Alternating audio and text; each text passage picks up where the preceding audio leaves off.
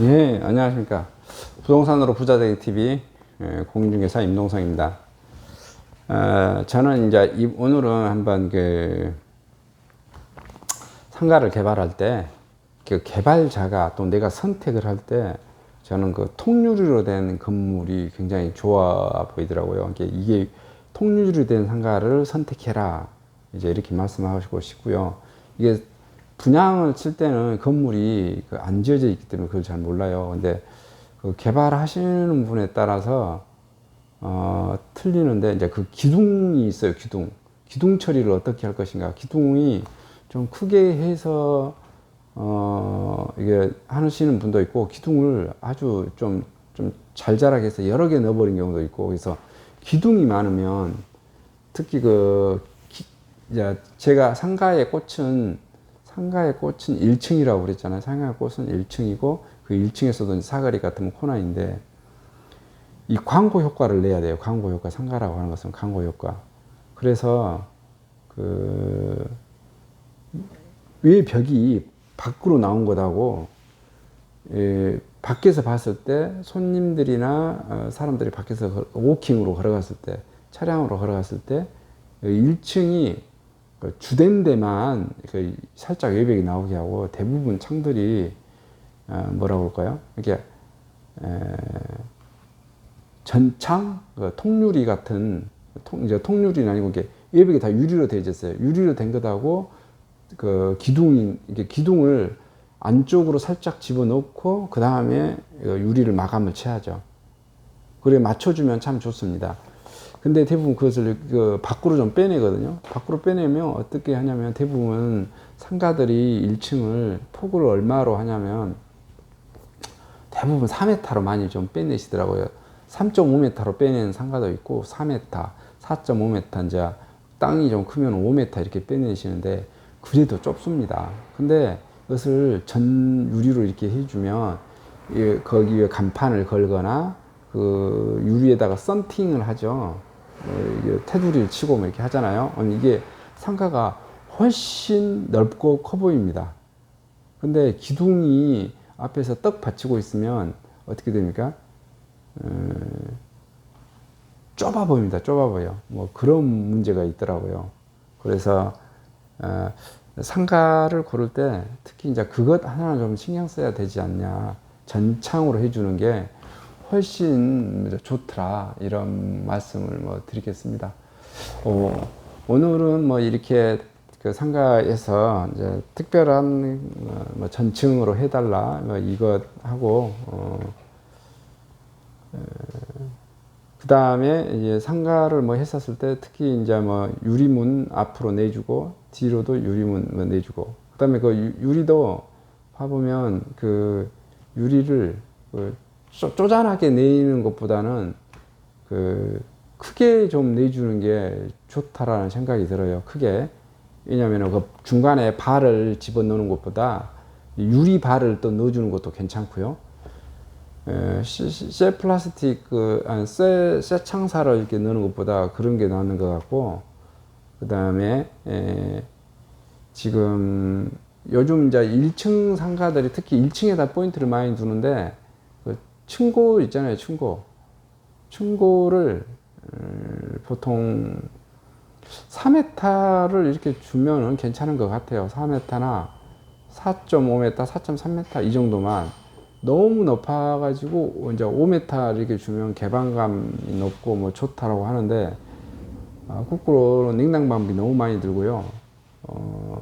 또 이렇게 층고를 너무 높여서 1층에서 2층으로 걸어 올라가는데, 계단을 한 번 정도만 꺾으면 되는데 두 번 이렇게 꺾다 보면 자기가 올라가다 보면 이게 1층인지 내가 2층이 와 있는지 헷갈릴 때가 있어요. 그래서 계단을 여러 번 올라가면 2층까지 올라가지 않으려는 속성이 있어요. 2층도 생각을 해줘야 돼서 층고를 5층까지 이렇게 너무 높이 책정을 해두면 실제로 1층에서 2층으로 걸어 올라간 손님들이 거의 사라져 버리더라고요. 하면 2층에 대한 효과가 없어져 버립니다. 1층은 항상 걸어서 들어가는 거고요. 2층은 어떻게 합니까? 엘리베이터를 타고도 가고 걸어서도 가는 거예요. 3층 이상은 다 엘리베이터 타고 가신다고 생각하시면 되고요. 그 다음에 이제 2층 이상에 대해서 봐보시면 그 창문 바가 있잖아요. 창문 바를 좀 고려를 많이 좀 해주셔야 될 것 같아요. 저 같은 경우는 이거 사람이 어떤 시기에냐면 의자를 갖다 놓고 앉았을 때 보통 그 유리창을 바를 아래로 이렇게 내려놓거든요. 그래가지고 이렇게 그 상하로 이렇게 여는 거예요. 이렇게 여는 분들을 굉장히 많이 설치합니다. 근데 이게 내가 서서 이렇게 딱 구경하면 내 목에 걸리는 경우가 많아요. 그리고 딱 그 의자에서 딱 앉아서 하면 딱 눈에 걸려요. 근데 상가라고 하는 것은 항상 어떻게 해요? 유리창이 되어 있어야 내가 외부에서 밖을 좀 볼 수 있어야 돼요. 만약에 밖을 보지 않은 업종이라면 어떻게 해요? 그 업종에 사장이 인테리어를 해서 썬팅을 하거나 합판을 대서 그 위에다가 벽면처럼 처리해도 되거든요. 이렇게 그런 것을 많이 필요로 하는 상가들은 특히 학원이나 독서실이거나 뭐 노래방이나 이런 걸 거 아니에요. 그런 것들은 자기네들이 알아서 하면 되는 거고. 그래서 2층, 3층, 4층, 5층 되는데 그 네 벽도 있잖아요. 네 벽도 상가는 예를 들어서 그 사무실용 건물 같으면 그것을 그 콘크리트로 처리하는데 상가는 뭘로 처리를 해야 된다? 다 전창, 유리로 마감재를 처리해야 됩니다. 유리로 마감재를 처리해야 그 유리에다 그 썬팅을 해서 그 상가가 화려하게 비춰집니다. 화려하게. 그리고 답답함이 없어져요. 그리고 그 썬팅을 하더라도 예를 들어서 하단부 한 사람 높이로 보면 그 눈높이 정도까지 사람 키 정도까지만 썬팅을 하게 되고 위에 상층부는 그 오픈을 시켜주는 거 있죠. 이렇게 2층, 3층, 4층에 갔을 때 오픈이 좀 되어져야 그러면 그 사무실에서 뭐 사무실 같은 거 불빛이 흘러나오거나 무엇이 흘러나옵니다. 그러면 이게 밝고 화사해요. 사람들이 답답하지도 않고 또 굳이 그렇죠. 복도에 전기를 킬 필요도 없고 콘크리트 건물을 해놓으면 복도에 가면 불을 켜놓지 않잖아요. 음습하고 그다음에 뭐가 꼭 쉽게 말하면 무슨 폭행범이 좀 튀어나올 것 같고 이런 게 좀 되어져요. 콘크리트로 되어져 있으면 내가 갇혔다라는 느낌이 굉장히 강합니다. 근데 유리로 해주고 예를 들어서 이제 그 필요하신 분이 자기에 맞춰서 썬팅을 해서 유리로 해놓으면 썬팅을 하게 됩니다. 당연히. 그래서 썬팅을 하면서 자기 업종 광고도 하게 되고 예를 들어서 그 콘크리트 벽으로 해놨는데 그거 식당이 들어왔다고 쳐봐요. 그럼 그 콘크리트 벽에다가 식당이 뭐 생선구이 모습을 붙여놓겠습니까? 뭘 하겠습니까? 그걸 그대로 놔둬 버리거든요. 그 불빛도 안 흘러나오고. 그리고 또 뭐냐면은 콘크리트로 해주지 않아야 업종에 따라서 그 복도도 다 할 수 있습니다. 예를 들어서 만약에 유리창으로 되어져 있고 예를 들어 4층, 5층, 6층이 전부 다 병원으로 들어왔어요. 그러면 어떻게 해요? 그 유리창은 철거해버리고 콘크리트면 그게 내력백이라 철거가 불가능하거든요. 그래서 복도와 그 내용을 그냥 동시에 다 같이 사용하는 겁니다.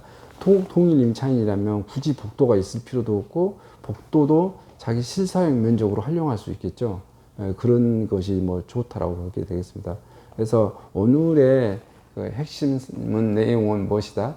1층 외벽 상가들을 전 유리창으로 많이 해주고 그 기둥이 밖에서 보이지 않게끔 유리창 마감을 쳐주고요. 내측도 호실에서 2층, 3층 걸어다니면 유리창으로 이렇게 마감을 쳐달라는 거고요. 그 다음에 유리창에 그 스탠드 바가 있어요. 쇠 바가 있죠. 보통 예를 들어 한 층이 2층이다 그러면 이 유리창을 우리 발목부터 저 끝까지 하지는 않습니다. 그렇게 되면 어떻게 되죠? 보통 중간에 전창으로 할 수는 없으니까 중간에 쇠 바를 끼고 하는데 그 바의 눈높이가 앉았거나 섰을 때 사람 눈에 걸리지 않게 해줘야 되는 거죠. 왜냐하면 커피숍이나 왔든지 사무실을 왔든지 뭐가 왔었을 때 눈에 걸려버리면 어떻게 하죠? 굉장히 걸리적거리거든요. 장사하는데 도움 안 되는 거잖아요. 뭐든지 봐보면 고객, 손님 위주로 이것은 물건을 이렇게 만들어 놔야 된다. 그래야 뭐 더 잘 되고 그러겠죠. 그리고 그 어떤 상가들은 봐보면 그 2층, 3층 상가에 봐보면 그 창을 유리창을 발목 있는 데부터 막 설치한 게 있어요. 그건 심리적으로 좀 불안해 보이더라고요. 그래서 보통 사람이 앉았을 때 그 콘크리트가 가슴 높이 이상으로부터 이렇게 해주거나, 그 다음에 내측 2층, 3층, 4층, 5층의 내측의 벽들은 아예 뭐라고 그럴까요? 발목 높이도 아니고, 아까 제가 말했죠. 그냥 밑바닥부터 유리로 해줘야 될 필요가 있다 이거예요. 그게 어떤 업종이 들어올지 모르니까. 만약에 그 독서실이 들어온다고 생각해 보세요. 그 다음에 뭐 병원이 들어온다고 생각해 보세요. 그거 그냥 걷어내고 복도까지 다 그분들이 쓸 수 있게끔 해주라 이거죠. 그러면 어떻게 해야 돼요? 당연히 임차인 구하기가 더 쉽겠죠. 그 임차인도 그 복도까지 자기네가 그 전용 면적처럼 써버린 거니까 임차인 구하기도 쉽고 뭐 그런 문제가 있습니다. 자, 어찌됐든 오늘은 상가에 그 유리창을 어떻게 설치한가, 이게 밖에서 봤을 때 상가의 광고 효과, 그 다음에 내측에서 손님이 봤을 때 그 광고 효과 겸 그 편의성, 이런 걸 고려한 말이었습니다. 이상 오늘 상가 강의를 간략하게 마치고요. 저는 나주 혁신도시, 광주 전남 혁신도시, 광주 전남 공동 혁신도시 빛가람, 또는 빛가람 혁신도시라고 불리는 혁신도시에서 거주하고 있고요. 이곳에서 토지, 공업빌딩, 상가, 아파트 중점 거래하고 있습니다. 물건을 좀 많이 좀 주시길 바라고요. 같이 한가에 근무하는 사람이 여러 명이 있습니다. 그리고 쟤는 이런 강의도 하고 부동산 신문을 읽어주고 거기에 또 행간의 의미, 또 전체적인 돌아가는 것 사태, 이런 것을 설명도 좀 해드리고요. 부동산 물건 광고도 하고 있습니다. 이런 게 필요하신 분은 구독 신청해 주시길 바라고요. 이게 괜찮다고 판단되시면 주변 분께 소개도 좀 많이 부탁드리겠습니다. 이상 마치도록 하겠습니다. 감사합니다.